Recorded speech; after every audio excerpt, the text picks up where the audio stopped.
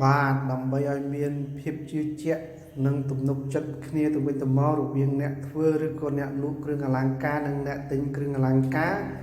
ខ្ញុំតែងតែយកគ្រឿងអលង្ការដែលអតិថិជនគាត់កំងឲ្យខ្ញុំធ្វើឲ្យមកពិនិត្យមើលគុណភាពនិងភាពសុទ្ធនិងភាពត្រឹមត្រូវរបស់គ្រឿងអលង្ការហ្នឹងហើយនេះជាប្រភេទគ្រឿងអលង្ការដាំពេជ្រដែលអតិថិជនគាត់កំងឲ្យខ្ញុំធ្វើឲ្យ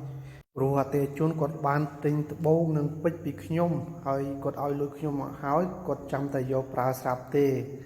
ដល់អញ្ចឹងទៅដើម្បីឲ្យមានភាពជឿជាក់គ្នាទៅវិញទៅមកនៅពេលធ្វើគ្រឿងហើយខ្ញុំតែងតែយក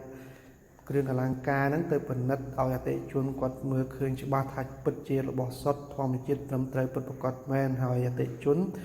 គាត់សប្បាយចិត្តដែរពេលដែលគាត់ចំណាយលុយអស់មួយកណោហើយត្រូវតែទទួលបានរបស់ធម្មជាតិសុទ្ធ 100% ទាំងត្បូងទាំងពេជ្រ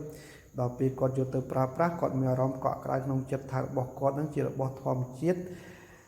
សុទ្ធ 100% គាត់មានអារម្មណ៍សប្បាយចិត្តតែពេលគាត់ចំណាយលុយអស់មួយកណោហើយបែរជាទទួលបានរបស់คล้ายៗវិញគាត់មានអារម្មណ៍ក្តៅក្នុងចិត្តអាចប្តឹងអ្នកធ្វើនឹងទៀតព្រោះអ្នកធ្វើនឹងបោកគាត់បែរជាដាក់របស់คล้ายៗឲ្យគាត់ហើយខ្ញុំធ្វើអញ្ចឹងក៏បញ្ជាក់ភាពត្រឹមត្រូវរវាងខ្ញុំនិងក្រុមជាងព្រោះអតិថិជនគាត់មានទំនុកចិត្តលើខ្ញុំគាត់បកគលលុយខ្ញុំឲ្យខ្ញុំធ្វើគ្រឿងអលង្ការឲ្យគាត់ចាំយកប្រើស្រាប់ទេហើយការងារនេះជាការងារបច្ចេកទេសខ្ញុំអត់ចេះដល់ទេអញ្ចឹងខ្ញុំត្រូវឲ្យខាងបច្ចេកទេសគឺក្រុមជាងគាត់យកគ្រឿងអលង្ការនឹងទៅដាំពេជ្រឲ្យខ្ញុំឲ្យហើយបានខ្ញុំបកគលលុយឲ្យហើយពិសេសខ្លាចជាងគាត់ដូរគ្រាប់ពេជ្រមកគ្រាប់ពីរគ្រាប់យើងមើលផ្នែកទៅទេអញ្ចឹងអត់ដឹងទេរូបតែយកទៅស្កេនអញ្ចឹងបានមើលដឹងថាពេជ្រនឹងធម្មជាតិឬក៏คล้าย